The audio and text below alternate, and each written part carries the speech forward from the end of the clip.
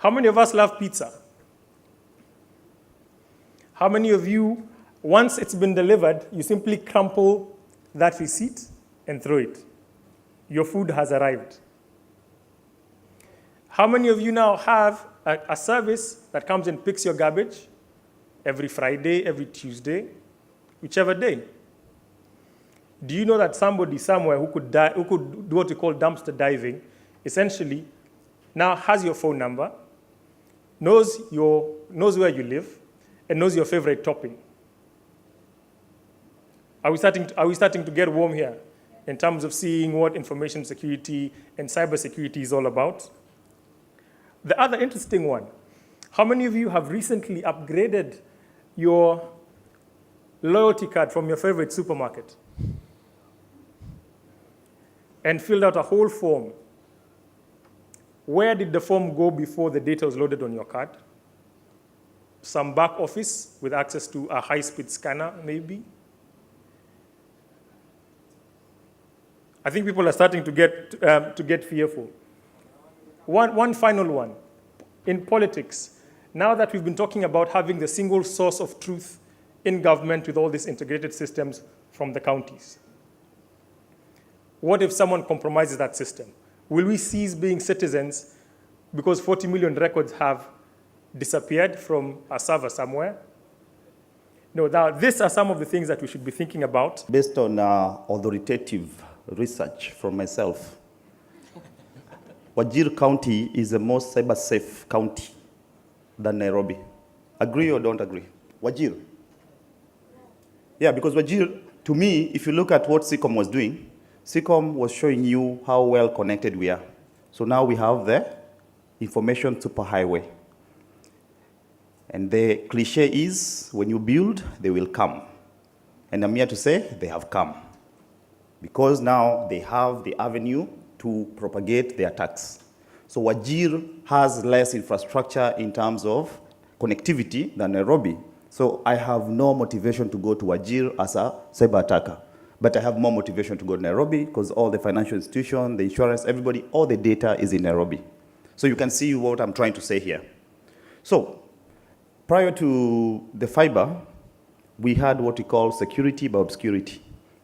We were on copper wires, so when people tried to access the net, it was so slow, they gave up. But now, geolocation is not an issue anymore, because if you're in Nairobi, you're in Wajir, you're wherever, with the same fiber connection, there's no difference between you and somebody in Australia or Russia or for whatever. So, having said that, I'm going to take the government angle, what the government has been doing, because they've realized kumekujo. And this is the strategy that the government has done called the National Cybersecurity Strategy. For information, this document was actually put out for public comments about 3 weeks ago. We received some comments, but that's not to say the comments are done coming in. After this, in the connected website, you just go under the documents for today's presentation. The document is available. You can actually comment and give more ideas on what you think the government should do. All right, so pretty much my agenda, I have 4 items. I'll just start with this one. This is actually very generic. Just shows you the way the crime or the sophistication of the crime has changed with the change in technology. If you look to the far left, that's back in the 80s, people are worried about passwords. This is something we don't have to worry about right now, but we do because of the mamambogas who, for their mobile money transfer, still they haven't learned how to keep their password safe. However, in terms of more sophisticated systems, government and financial, that is not something to worry about. We are worried about more to the right. And you can see there's something there that is called persistent threat. This is a very serious sort of security problem, especially for nations. In August of 2012, Saudi Aramco, which is one of the biggest oil companies in the world, had 30,000 of their workstations attacked, and they were offline for 10 days. So you can imagine how much money Saudi Aramco has, and they were not able to protect themselves against such an attack. So these actually affected some of their business, not all of it, but at least it put them back quite some time. The other threat that we are seeing here is espionage, the cyber espionage. You've seen this guy from US, what's his name? Snowden. That actually poses a big risk because now you have guys who have all your information and they can actually go and leak them out, and it can lead to a lot of damage to the country. For us in Kenya, I think what we need to worry most is what we are calling cyber terrorism. Imagine if all our grid, somebody had access to it via the networks and they turn off power.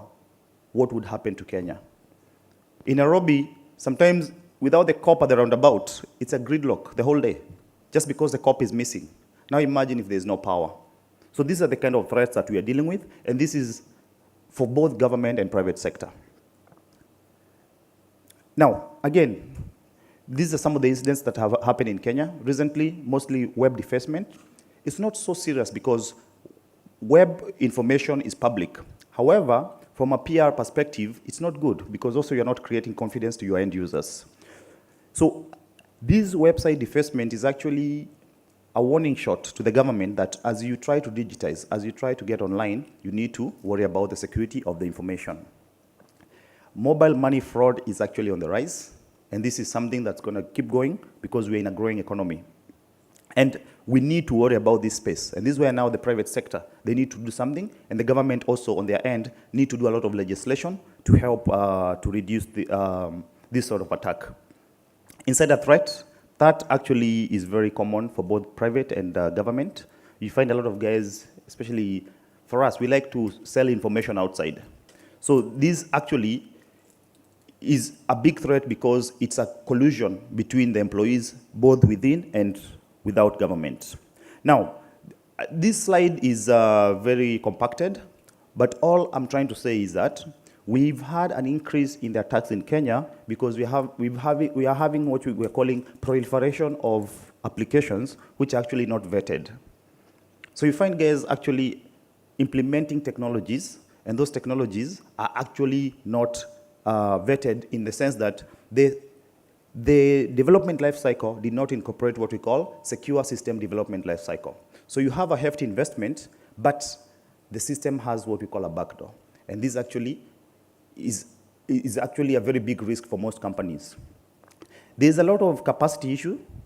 Again, this I would say is for both for both private sector and government. The reason I say this is because in Kenya right now, you would actually be held at ransom by your information security employee because he knows to replace him, it might take a month or two.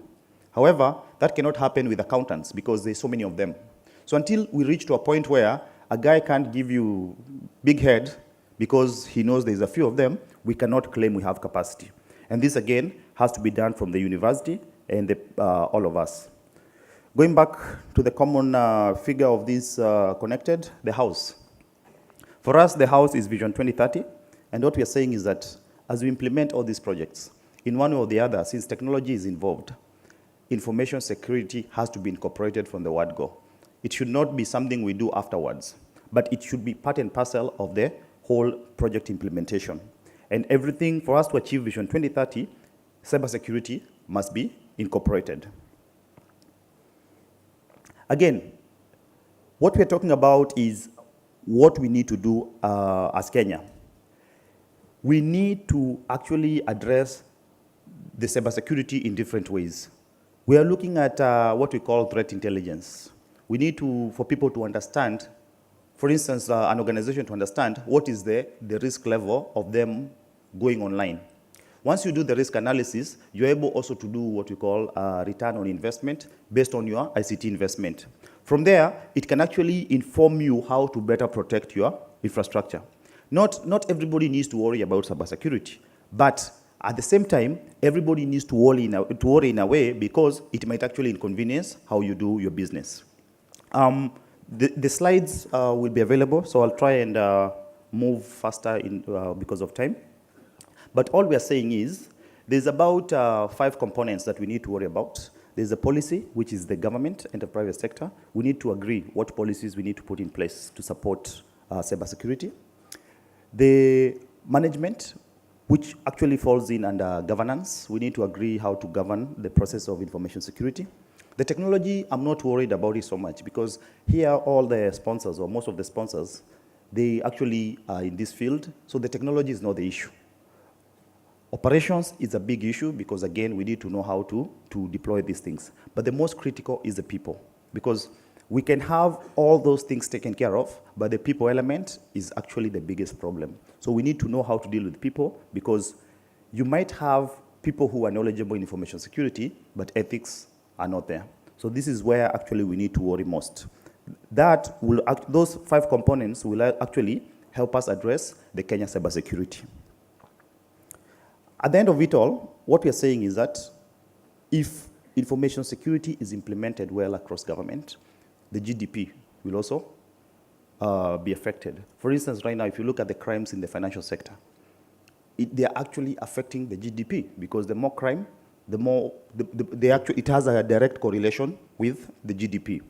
So we need to guarantee some confidence around our institutions through cybersecurity. We also need to have increased safety and security, because as we have the issue of, like, let's say, terrorism right now, through information security, we can be able actually to complement what the police do in a better way, in a more informed way. And this will go a long way in guaranteeing safety and security for our citizens. And of course, it's good for people to know that, for investors, if I was to invest in Kenya, my information is safe. Having said that, one of the outcomes that has come out of the Cybersecurity Master Plan, I must mention, is the national public infrastructure. So as we move to doing business online, we need to guarantee the safety, the confidentiality of those transactions and the trust.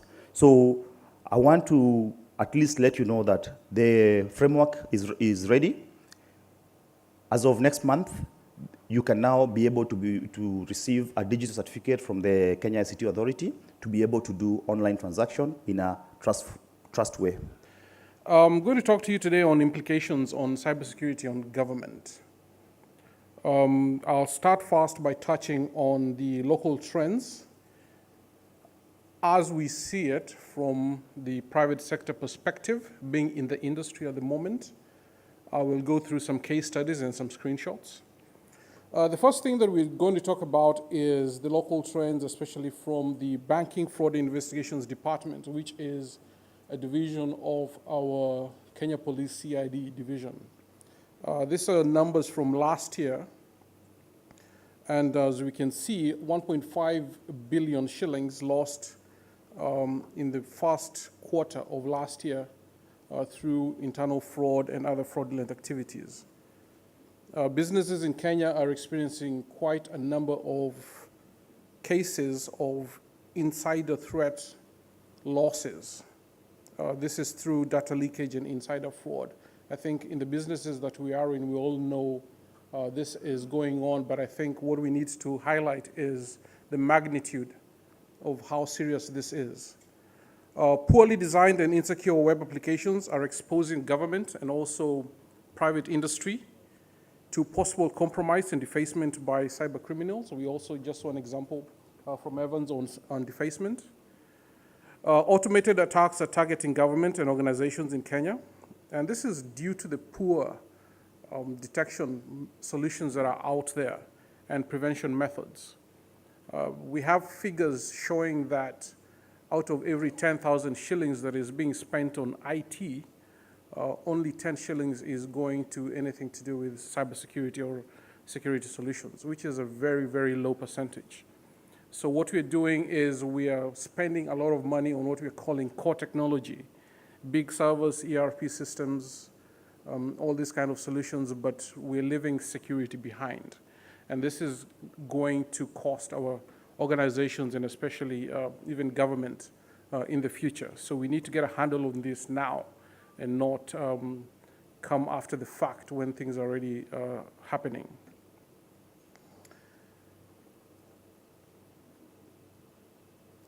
Cyber criminals are selling stolen credit cards issued by Kenyan banks online for as low as $10.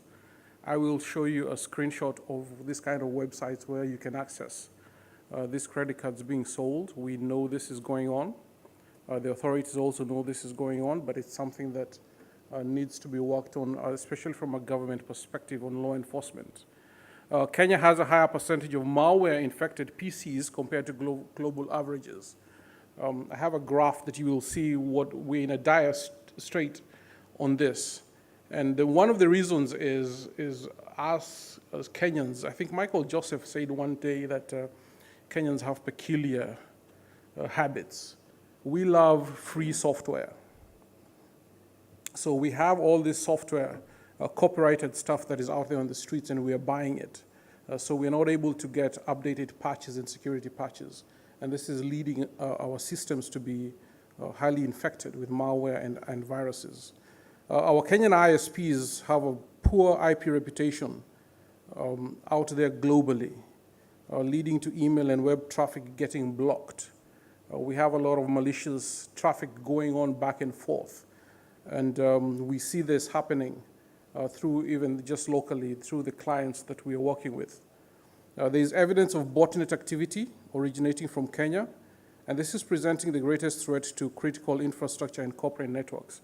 So botnet activity is when a hacker actually takes control of a number of PCs or servers and actually combines them to do a certain function, malicious function. So we see this kind of traffic. So IBM, we have what we call the X-Force security research arm in security services that actually monitors this kind of traffic. So we have clients in Nairobi, in Kenya, in Tanzania, Rwanda, and Burundi who have our security appliances. And with their permission, we are able to see what kind of traffic is going back and forth on their security devices. Globally, we are monitoring about 133 countries. And this includes Kenya, Tanzania, Rwanda, and Burundi, and we are able to see this kind of statistics. So this is not something that is happening out in the West or in Europe. This is happening locally. So this is to show you where Kenya stands as compared to the global numbers on the number of worms, viruses, hardware, and just malicious software that is on our systems. In blue is Kenya, in green is worldwide. So you can see what our numbers look like. I mean, it's astronomical numbers. We are in dire straits, and this is something that I was mentioning, is most of it is caused by this free software. We download a lot of software from Pirate Bay and all these DVDs being sold on the streets. So this is definitely an issue that we need to take care of. Examples and case studies on what we've seen in the media of late is the internal fraud. This was out in the media. So you can read the media, you can see all these examples out there. This is the website where we actually have stolen credit cards from Kenya. I've actually redacted some of that information so you don't see the numbers. I hope none of your credit cards are here. But this is active. You can buy some of these credit cards online, and they actually have some really high credit limits for you to do your shopping. But that's another issue for another day. Businesses are facing internal fraud and internal cases of fraud. This is an example of salaries of one company that were posted online by a malicious insider or an employee who was not happy with his job. And we are seeing more cases of this happening in social media. It's being mentioned in social media and in our dailies. The unlimited operation, I'll just take 5 more minutes so we can just talk about this. The unlimited operation is something that happened last year. February 19th to 20th of 2013, when $45 million was stolen in about 10 hours in ATM withdrawal sprees all over the world. This involved 27 countries, and as you guessed, Kenya was not left out. If you were here last year, beginning of the year, you remember with those cases of ATMs not working from a lot of banks. This was what happened. There was a total of 40,500 total ATM withdrawals in 27 countries, and all this money was stolen without any one of those single guys walking into a bank with a gun or threatening anybody. All this was through online transactions. And we have details. You can always contact me for details on how this happened. So this is just small examples of what's going on. This slide shows you the most commonly attacked industries, but this is not specific to Kenya, but this is where we are headed. As you can see, computer services is number 1, government is number 2. So in this case, for Kenya, what we are seeing is financial services is number 1, and definitely government is number 2 with this issue. So just in closing, let's talk about government. The explosion of digital information and integrated infrastructure is making government and agencies ripe for technology security breaches. And the chances, obviously, for government suffering from this are higher than the private industry. And when we talk about, just in this forum, we've been talking about integrated infrastructure. And we're talking about the federal government providing repositories for civil, state, things like defense secrets. And we are now in the process of integrating sensitive personal data such as citizen tax information, citizen registration, business registration, databases, asset databases, and land registry. So all this integration is now going to pose a huge threat to actually what I can call our national security. And why national security? Because this is now becoming a critical national infrastructure. All these databases that are going to contain Kenyan citizenry information needs to be protected. So the government definitely is taking a step forward and noticing and realizing that this is information that needs to be protected with our cybersecurity master plan that's going to be rolled out. But also the private sector needs to step up and be an advocate for cybersecurity in this country and before we suffer a lot of losses with information that we have. I'd like to start with the story once, I guess, my presentation is up. And it's about how we deal with security. So these two gentlemen are walking through the Mara, and they've obviously thought we are men, and we can walk through the park, and they see a lion, and the lion is behind them. And so one guy bends down, takes his backpack off his back, and removes a pair of shoes, and puts them on, and he starts running. And his colleague is, why are you running? The lion will catch up with one of us either way here. And he's like, well, the thing is, all I have to do is run faster than you. And that's the challenge, and that's how we typically deal with security. We hope that I can put enough things between me and the internet such that it's the other guy who will get hit. So why the Internet of Things? Well, click. So in a nutshell, the Internet of Things is everything connected to everything else. Guys, I'm guessing you can switch the slides for me. So, okay. So in a nutshell, it's everything connected to everything else. And software and networks have become an intricate part of our everyday life. And especially in regards to government and service delivery, it means that you're able to automate your parking meters. It facilitates revenue collection. You have machines talking to machines, people talking to people, people talking to machines, and essentially you wind up with efficient service delivery. And initially it starts out as an initiative where you can deliver services efficiently to people. But then really what happens is that it turns out, these turn out into services that people actually rely on a day-to-day basis. And once it becomes an expectation that must be essentially maintained, then it becomes a critical services. So counties start moving health on some of these services. They start moving security. You have cameras, you have things tracking your ambulances, you have stuff controlling your traffic lights. And so all these things have software, and they're connected to a network. So every time I say network, replace that with the word exposed. Every time I say software, replace that with the word hackable. So we're moving into an era where we're increasingly dependent on exposed and hackable technology in order to do business. And that really is what the Internet of Things is. And that's why securing it is such an important conversation. Well, if you don't if you're not convinced that the Internet of Things is the next big opportunity in regards to business and service delivery, especially as municipalities, well, Google is. They acquired a company called Nest Labs who make Wi-Fi connected smoke detectors and thermostats. And essentially, if I'm able to connect a device to the internet, here, this cartoon talks about this guy whose smoke detector has gone off, and Google sent him an ad about a fire extinguisher and accommodation. So really, all this information is available.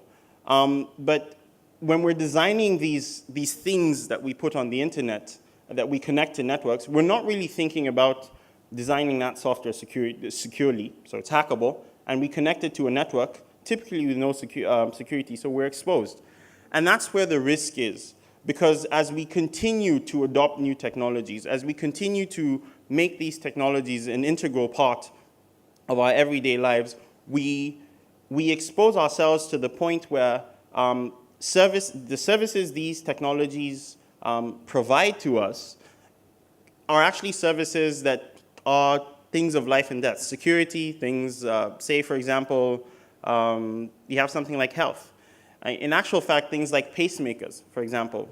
There's a case where I think Dick Cheney had a pacemaker that had a Bluetooth connection. At a recent DEF CON conference, they actually showed how you could hack the pacemaker and stop it. So risk is everywhere. And really that's what we're trying to look at dealing with. The opportunity is $19 trillion over the next 10 years. But there's great risk in the Internet of Things. And it really comes from the fact that all these things are interconnected. Just let me hurry through this. So remarkable possibilities in connecting everything, but also unfathomable risk. And I'll take you through something called, a gentleman called Metcalfe has a law that says that the value of a network is directly proportional to the square of the number of nodes.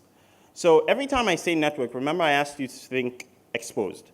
So the nodes in this network are things that you connect that deliver services, that have software that is hackable and are exposed, which means the more things you interconnect to improve service delivery as municipalities,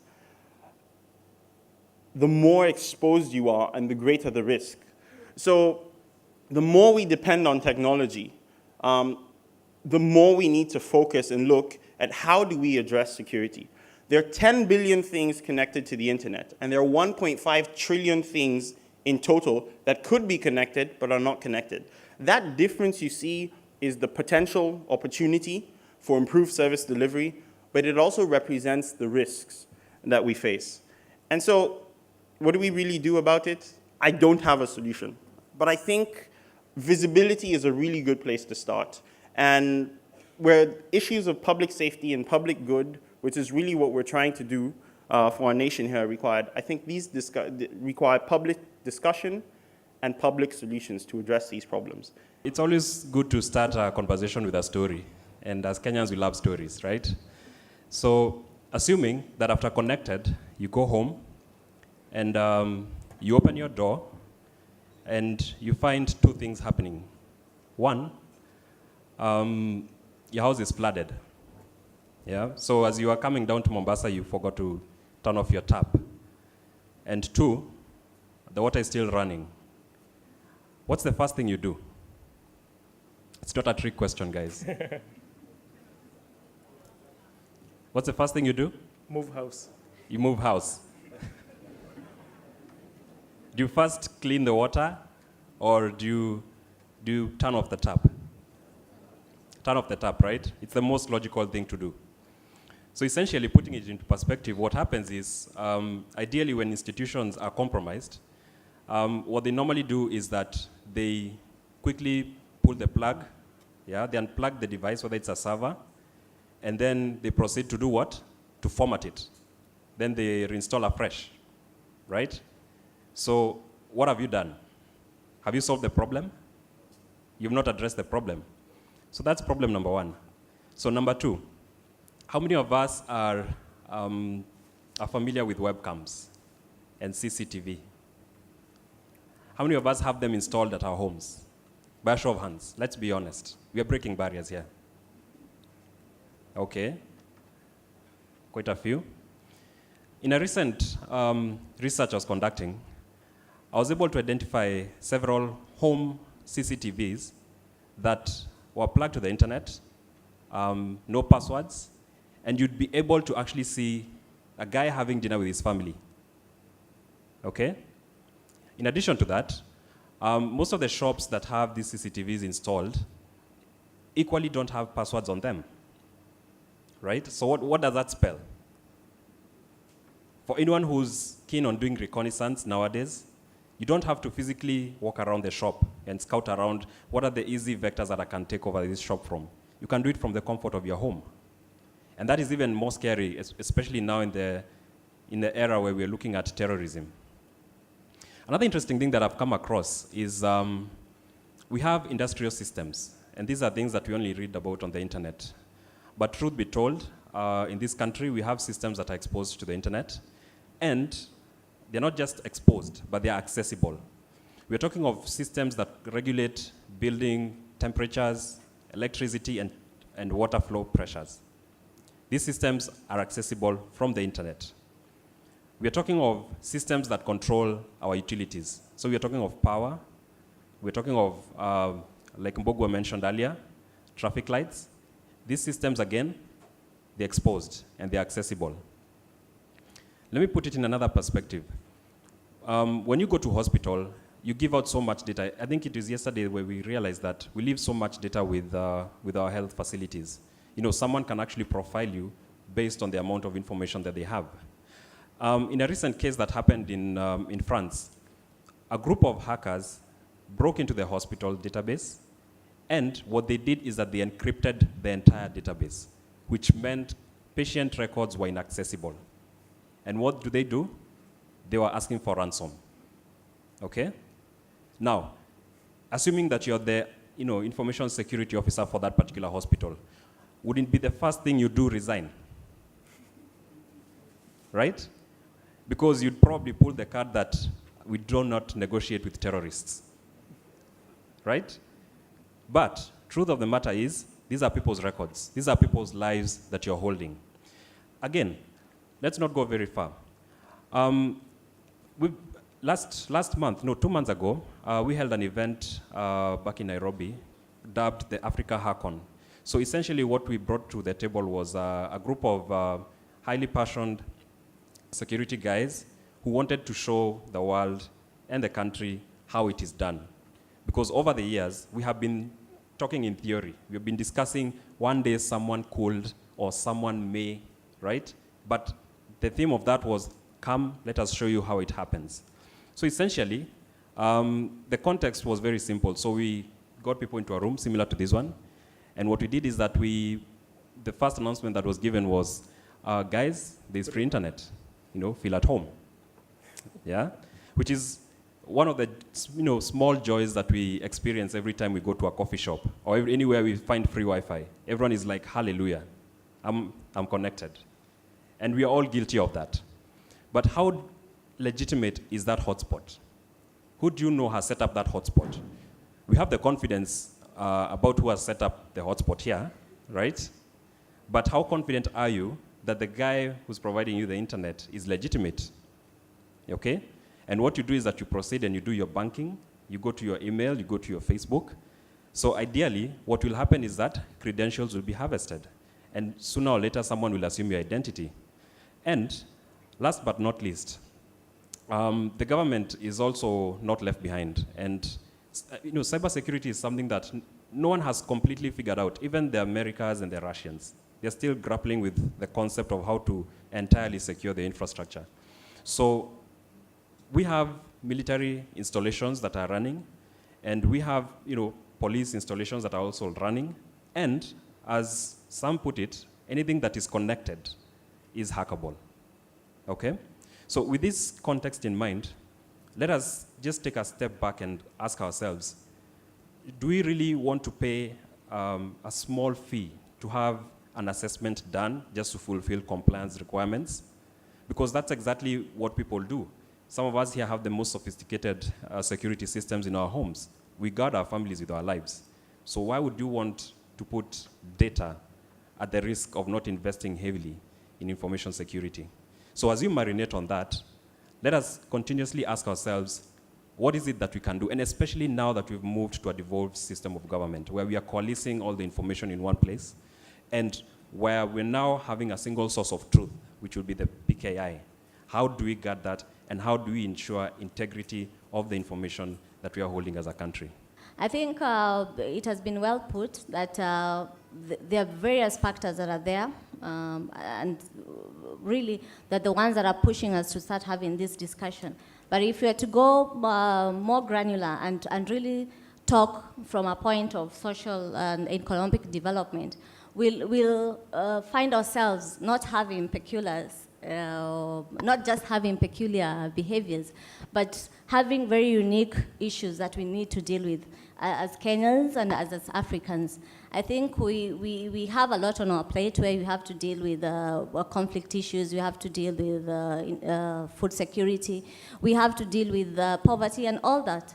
And I think it's about time we start thinking how best we can be able to kill two birds in one stone, in that we are able to deliver services efficiently to our people. At the same time, we are able to ensure that there is information that will be able to be used to be applied so that our people can be able to create knowledge. And at that point, we start to value information, and we start to see this is the currency of trade in this knowledge economy. And now we start seriously thinking how or what do we need to put in place to ensure that this information is valued and it's protected, because it's the competitive edge that we have. So from that thinking, then we can now go to cybersecurity. And we can now, of course, we cannot talk cybersecurity as it's very broad. And I think we need to more or less deal with it on two angles. We need to deal with it as a national security issue, and at the same time we need to deal with it as a privacy and a protection issue for the users that are accessing information from the internet. And they need to feel confident, and they need to feel that this is a trusted space that I can walk in between networks and I'm protected and I'm able to conduct my business. So of course there are both ways of looking at it. There is a common approach to both of them, because information security is more or less understood from a technical, mostly from a technical approach, but it is not really technical. It's an end-to-end system where you start with the tools that are there, or the infrastructure. And I guess you also go to the bigger chunk of it is the process and how you organize your own information in your own organization. And lastly, now there is the practice of it, where we have the legal aspect and more or less the regulation, and how we are able to use best practices to ensure that we are safe, and at the same time the information that is out there is also safe. So I think it will be an interesting discussion that we'll have, and we'll able to really look at the best way, and know that, by the way, we are the developing, so we are at the advantage of borrowing and looking out there and seeing what has happened in other states. So our systems are more supposed to come in to be more robust, because we can be able to look around and look at the case studies and be able to borrow and robust our system more. Murang'a County had mentioned that they have a server room that has a Pentium something computer. Now, in light of cybersecurity and information security, I feel I could literally walk into Murang'a County and physically make away with all their healthcare data, all their payment data, all this stuff that sits in the cloud. So what would be, and just probably one or two of you could answer this quickly, how would you suggest, what would be the next steps in light of whatever's happening? I think I'll take that from an industry best practice point of view. I think for any information security, I think that there's a way that we have to approach it from a principled point of view, and the best way to go about it. I think we should not really think cybersecurity or information security as very different from the traditional security that is there. So we need to look at it from a point where you're able, okay, the enemies are actually know more about you than you know about them. So we need to put systems where we are able to detect the intruder.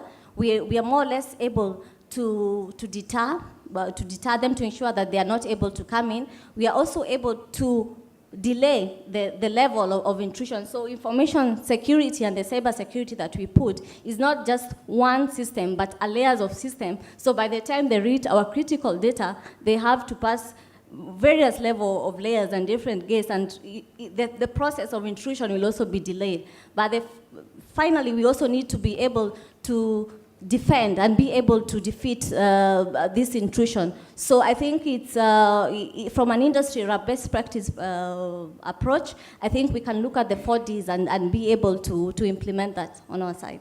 From IBM, how we look at it and the different perspective of how we approach security is what we call domains. And I think this applies to both government and to private sector. So we start off with what we call the GRC domain. Governance, risk, and compliance. Because without governance, risk, and compliance, and buy-in from the decision makers, then the rest cannot cascade down. And then we go into security intelligence. Security intelligence domain is what gives you that visibility to even know that there's something going wrong.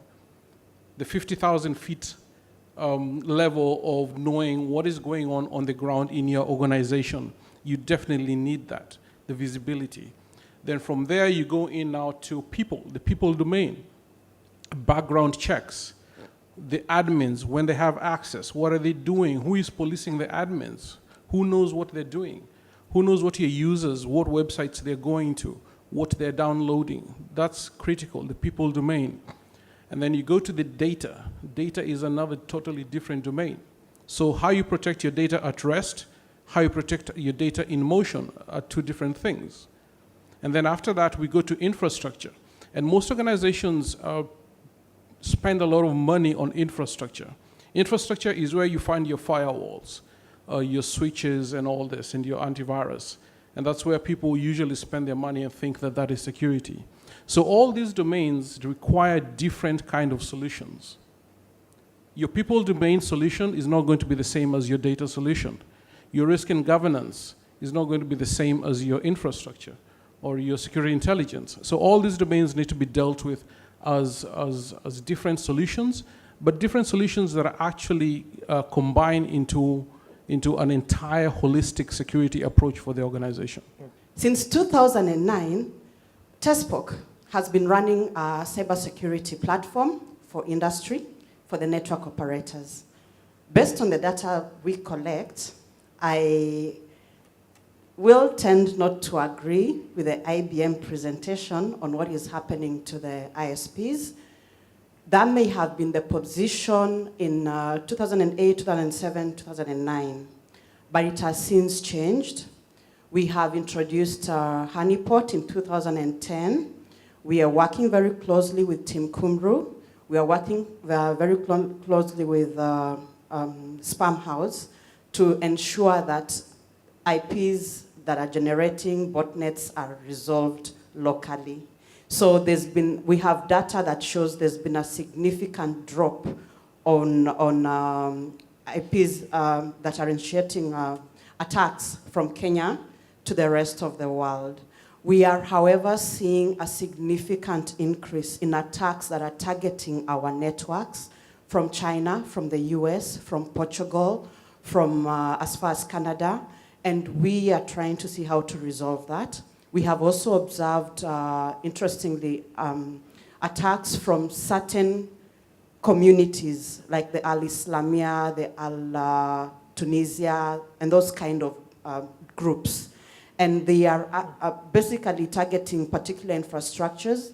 Working with our operators, if you spoke to any TESPOC member, they will tell you we are able to detect potential attacks, and we give advisories that are acted upon that have saved access to critical financial service data, and as far as the service provider is bringing in that local traffic to the internet exchange point, we are able to resolve.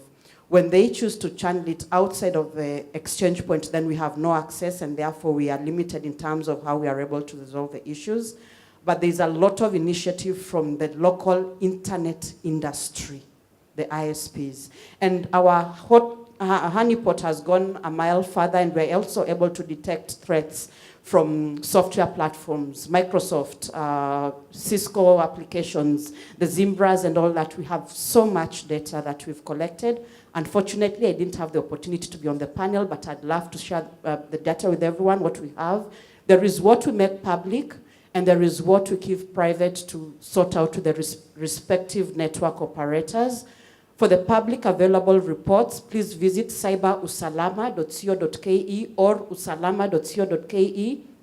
Our latest published report is for December, because my team is still compiling last quarter's report. January to March report is still being compiled, and we shall be launching it probably in the next couple of weeks before we upload it. However, on that site, you'll get a lot of other previous reports. All the old reports are there. Everything we see is there. We are trying to use that to create awareness. There is a lot happening, a lot of initiative from industry, and there's a lot that we've been able to resolve. I think that the first line of defense in trying to counter those threats is the integrity of the personnel. We've been told that technology is there to manage that. And I'm just wondering, from the presentation on the financials, those figures that we have been given from the banking sector, the money transfer, most of these frauds are perpetuated by insiders. They have access to information. I've just been wondering, why can't we have a centralized database of the bad guys? You remember when the banking sector was confronted by bad debts, the central bank started Credit Reference Bureau, where all the defaulters are listed. But because of competition, you find somebody who steals in Bank A is well received in another institution because of the competition. If we had a centralized database of all the bad guys, even in the security sector and what have you, then you put these bad guys out of circulation, and it would really make some tremendous progress in addressing that.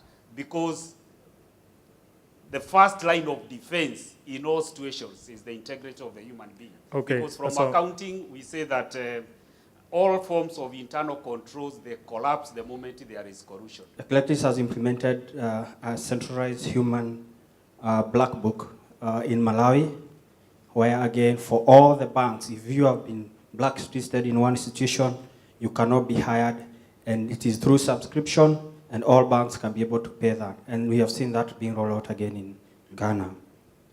My question was basically the part where you have to have multiple institutions involved in order to provide or to facilitate a transaction. Particularly in the banking that we have seen, majority of these fraud are related to the way you're saying the M-Pesas and e-transactions. What happens when you have to have a bank that requires to depend on a telco to be able to pass a transaction through USSD, and the telco has no connection with whatever they do and whatever the banking services are doing? Based on your experiences, maybe you can highlight or give an light on that. The cybersecurity analysts usually come from the woodwork. They come when you need them. Are we churning out enough security analysts, and from where? Because I think the people aspect would be important so that we have enough to go around. I'll address the concern that was raised regarding where we have mobile money services that are being passed through third-party guys, like telcos and banks, and merchants as well. Up until recently, we had a case in Tanzania where the SIM swap fraud is quite rife. By SIM swap, I mean someone can actually impersonate as your mobile number, yeah? And there's no way the bank can identify that this has happened. There's no way the merchant can identify this has happened. The only person who can assist you in that case is the telco, is a mobile network. So SIM swap is basically, we all grab the concept of SIM swap, right? Do we? Okay, so basically it's where you, in the event you lose your phone and you need a new SIM card, you're basically given a blank SIM card and they activate it from the network and you're active again. So they sort of swap your number to the new SIM card. That's what SIM swap is. So what happens is, there's a research that I've been carrying out, and it emerged that the only way this can be curbed is if the mobile networks collaborate with the merchants so that, or with the third-party aggregators, so that they can assist in curbing this sort of fraud by sharing a piece of information that sits with them, which is called the International Mobile Subscriber Identity. That information does not leave the network, and it's the only way that you can identify whether someone has actually committed fraud or it's a legitimate transaction. This has happened in Tanzania, and the mobile networks down there are quite receptive. We received success with one of the mobile networks here, and we're trying to roll this out across Africa because this is the only way that we can curb fraud from that front. The second question was with regards to capacity building. There has been quite an improvement with the local institutions to partner with the private sector to try and churn out relevant skill sets. Because as we realized, even in application development, security is an afterthought. It is never factored in when you're developing. It only happens after the fact, yeah? Either as a forensic or maybe as a compliance requirement. So what is happening is that there are several partnerships that have happened with local universities, and what we're doing is that we're trying to identify people who have the passion for the job, because security, if you think about it, is more like being in the police or being in the military. You should be ready to serve. It's only that you are serving in a borderless regime, okay? So there's a lot of collaboration that is going on. There are lots of conferences that are happening, and there are a lot of initiatives that are coming out in identifying talent, and also not just identifying talent simply because you want to learn information security, but talent that is localized, that understands the local problems, because those are the challenges that we are trying to address. And in connection to what was put on, that there needs to be a register, because that's what happens in the States. You need to be registered, or you need to be certified to a certain degree to hold a certain position in a company, and especially if you're dealing with sensitive data. So I think just like we did with the human resources, a school of thought, I think we need the same for information security, whereby you need your guys vetted, and vetted to the extent that you have confidence in them that they'll not walk away with your data, or they'll not walk away with your brand reputation. Maybe you have an XP machine. Now, Microsoft has already said that they're not going to support Microsoft Windows XP. And that one can be the one which is going to make your IP to be blacklisted. The other one is you also need to know about the carry your own devices. How safe is your network? That anyone can come with this Wi-Fi or can come and connect into your network, and it brings viruses which will affect your company. So auditing is very key. And also the third one is about log management. You have talked about the administrators. They're the ones actually who are causing problems if they're not ethically correct. So you need to have the security team to have a log management so that they can be watching over the others. The question about fraud, where people are able to, you wanted a black book for the people who commit crime.